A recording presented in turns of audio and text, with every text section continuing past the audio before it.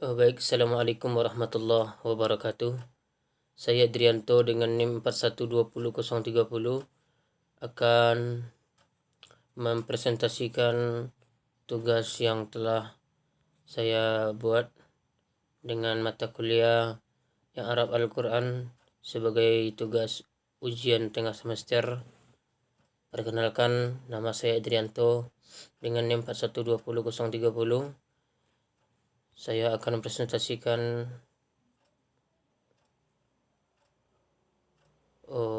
hasil dari UTS yang telah saya kerjakan. Pertama adalah pengertian ataupun definisi daripada yang Arab Al-Quran. Yang Arab Al-Quran, urgensi dan dalilnya. Menurut Al-Jurumi, Al-A'rab huwa taghyiru aw akhiril kalimi li ikhtilafil awamilid dakhilah alaiha lafzan aw taqdiran. Perubahan yang terjadi di akhir kalimat karena berbeda-beda amil yang masuk atau mendahulunya baik secara tertulis maupun tidak.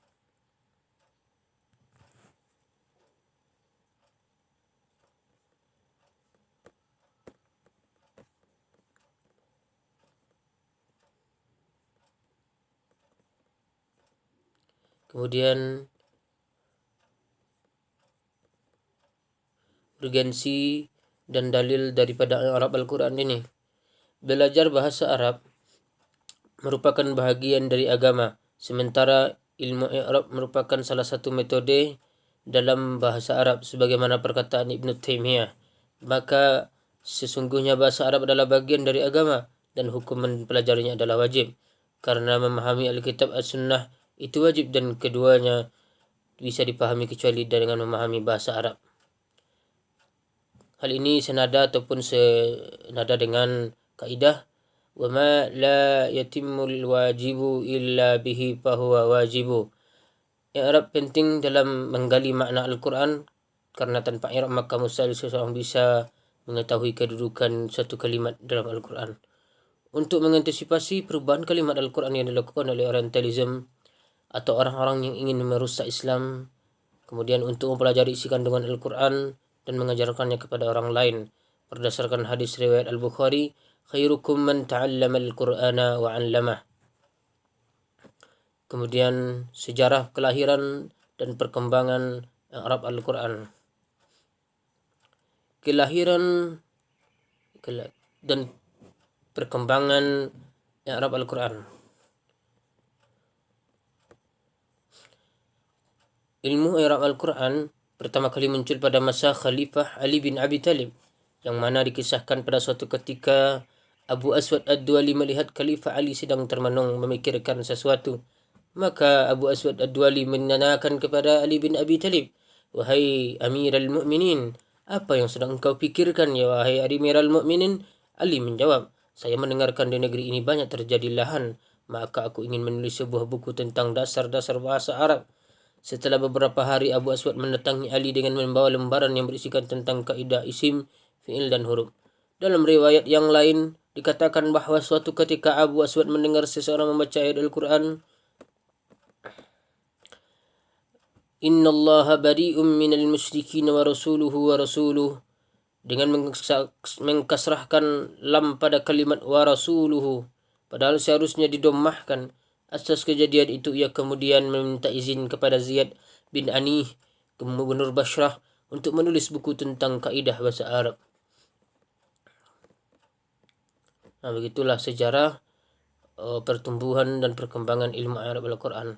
Kemudian selanjutnya hubungan Arab Al-Quran dengan tafsir dan mufassir. Menurut Imam Az-Zarkasi, ilmu Arab sangat besar peranannya dalam tafsir, karena tafsir tidak akan sahih jika tanpa ilmu Arab Al-Quran. Oleh karena itu, kedua hal ini, I'rab dan tafsir, memiliki hubungan yang sangat erat dan kuat.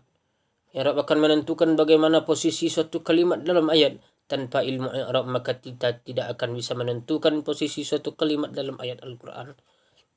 Dan tentunya hal ini akan berbuntut pada kesulitan dan kita dalam mencari makna ayat.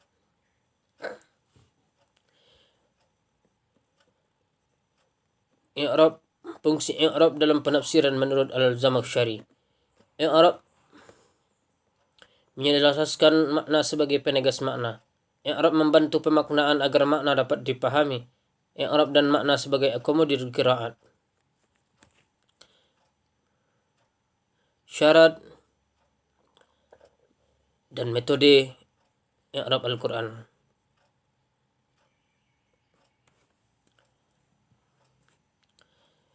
Pertama yaitu ijmali, tahsili, maudu'i, tafsili. Kemudian syarat, dawabit, mu'rib. Memahami makna kata yang di'irabkan baik dalam bentuk tunggal, frase atau klausa. Menganggap makna dan i'rab menjadi satu kesatuan. Kesatuan i'rab dengan pemakaian kata oleh orang Arab memfungsikan hubungan antar makna. Dawabit al-rasam wa al-qira'ah. Aspek i'rab sesuai dengan tulisan pada Mushaf Utsmani. Pendapat yang keluar dari ketentuan Rasman Utsmani ditolak. Apabila qira'ah telah tetap dalam riwayat, tidak boleh menolaknya. Tidak menunggulkan satu qira'at yang mutawatir.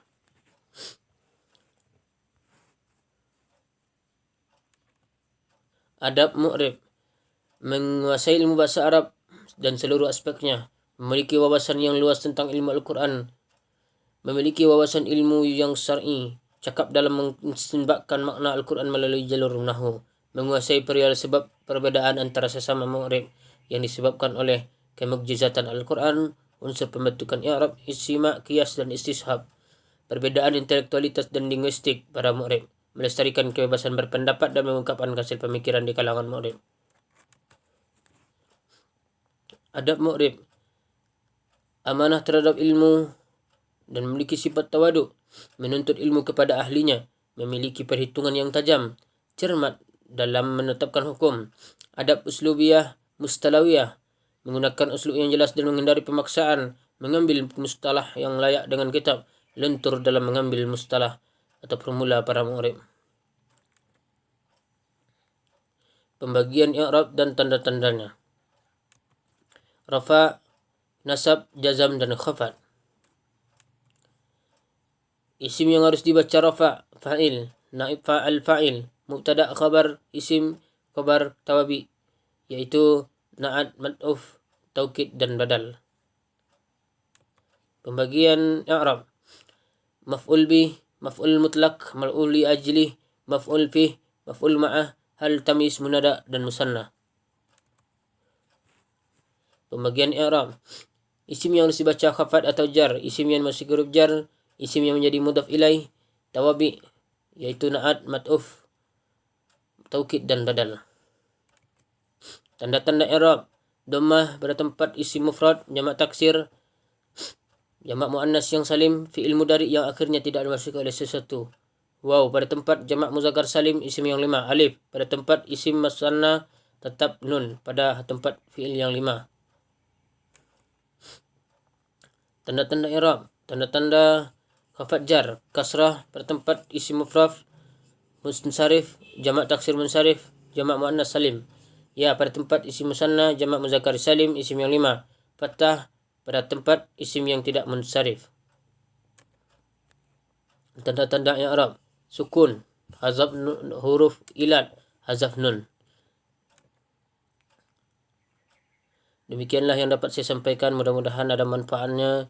Fa'tawiru ya ulil absar la'allakum tuflihun. Assalamualaikum warahmatullahi wabarakatuh.